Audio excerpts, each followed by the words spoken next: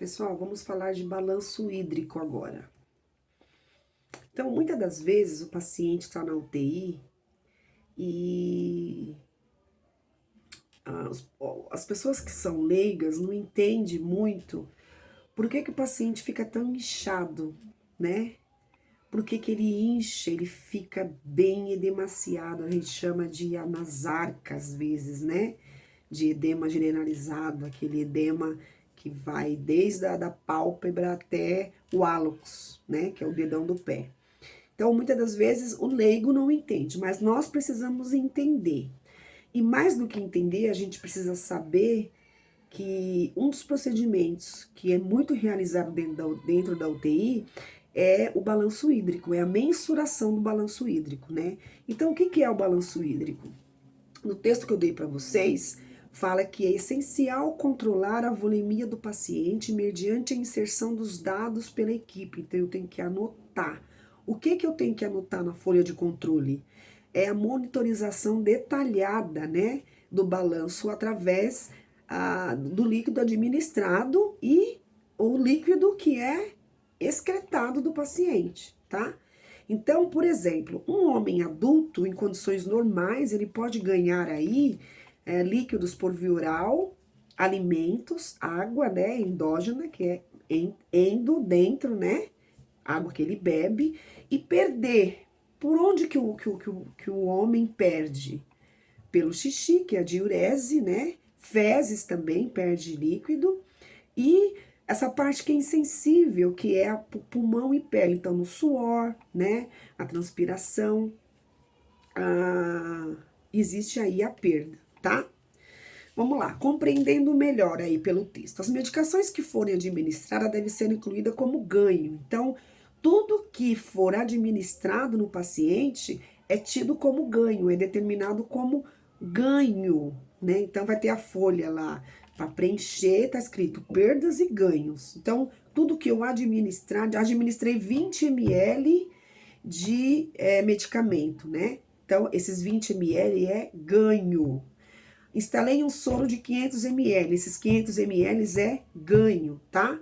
E a drenagem, vômito, sondas, é tido como perdas. Então, quando o paciente está com dreno de tórax, por exemplo, é uma perda.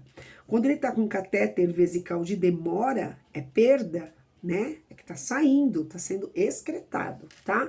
Então, só para reforçar, importantíssimo o balanço hídrico, tá? Porque eu preciso ver se ele está com o balanço normal, né? Que a gente chama de balanço zerado, ou se ele está desidratado, ou se ele está em boas condições, tá bom? Então, ó, a diferença entre o ganho e o perdo pode resultar em balanço positivo, retenção de líquido, ou balanço negativo, tá? Perda de líquido, ou pode se igualar com o balanço zerado. A perda excessiva de líquidos, né, ocasiona desidratação. Então, o paciente que perde muito líquido, ele ganha, mas ele perde muito, ele entra em desidratação, tá? Ocasiona aí, na verdade, a retenção de líquidos. Então, ele está retendo líquidos.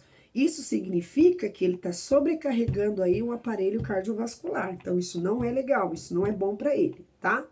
Aí tem algumas patologias que mais demandam aí o balanço hídrico. Então, tem algumas patologias que é obrigatório fazer o balanço hídrico. Quais são elas? Insuficiência cardiocongestiva, né? A insuficiência renal aguda, em umas situações de pós-operatório de grandes cirurgias, né? Então, aí é importante fazer o balanço hídrico. Qual que é o objetivo do balanço hídrico, né? É possível monitorar os parâmetros que permitem acompanhar o equilíbrio hídrico do paciente, para eu ver se ele está recebendo e eliminando na quantidade ideal, tá? Então, por isso que eu faço esse balanço hídrico, por isso que precisa ter aí a mensuração desse balanço hídrico, tá?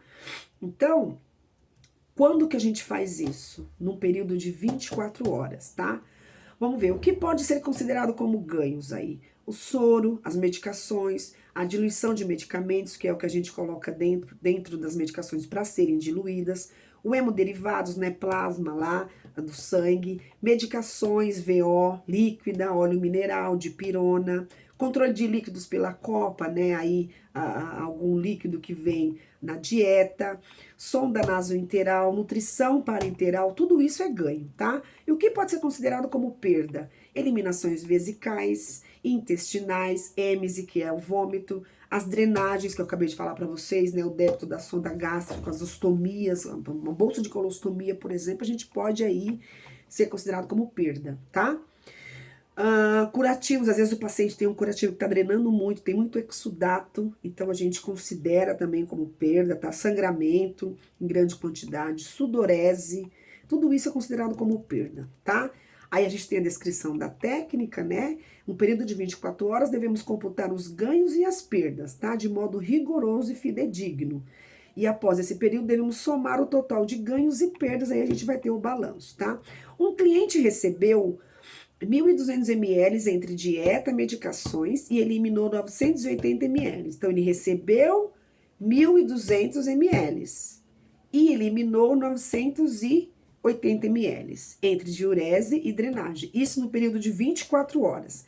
1.200 menos 980 é igual a 220. Então, o balanço hídrico total, nesse caso, é positivo, pois o cliente teve mais ganho do que perdas, né? Então, ok, ele ganhou mais do que perdeu, tá bom? Que mais? Que mais? Cuidados de enfermagem, né? É dever do auxiliar anotar todas as medicações administradas, porque às vezes, se o resultado não for fidedigno, o meu valor não tem,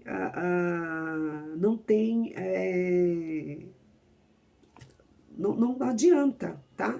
Se eu não anotar direitinho, se eu não ter ali um procedimento correto, o meu valor final não é fidedigno, tá? Isso que eu queria dizer. Então, é dever do técnico de enfermagem, auxiliar de enfermagem, anotar todas as medicações administradas, dietas, drenagens durante o turno do trabalho dele. Então, dentro do trabalho dele, ele vai anotar. Se ali não completou as 24 horas, o próximo auxiliar, ele vai dar continuidade. Fechou 24 horas, tem-se aí o balanço total desse paciente, tá? É dever da equipe de enfermagem realizar o somatório e calcular a variação entre ganhos e perdas. Então, a enfermagem que faz isso, tá? Esse dado deve estar incluso na evolução de enfermagem dos pacientes, que está na sua responsabilidade, contribuindo assim para o processo de análise e conclusão sobre esse estado de saúde dele. E sustentar as ações definidas pelo plano de cuidado. Então, muitas das vezes eu vou precisar do valor desse balanço hídrico para ver se eu posso dar mais líquido para ele ou não. Porque às vezes, gente, a gente acaba afogando o paciente de tanto líquido, né? E isso vai prejudicar aí a sua melhora, né? Isso não vai ajudar em nada aí no seu tratamento e na sua melhora, tá? Só vai piorar a situação do paciente, tá bom? Então, muito importante o balanço hídrico. O balanço hídrico é os ganhos e as perdas.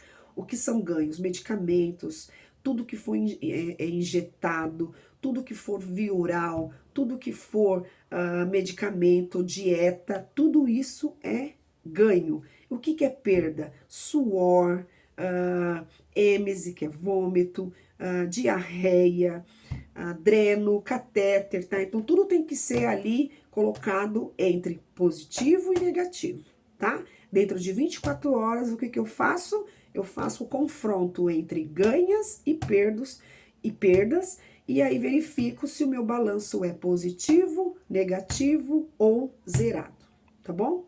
Então, o balanço hídrico é muito importante, tá? Dentro da UTI, a maioria dos pacientes são submetidos aí à mensuração do balanço hídrico, tá bom, pessoal?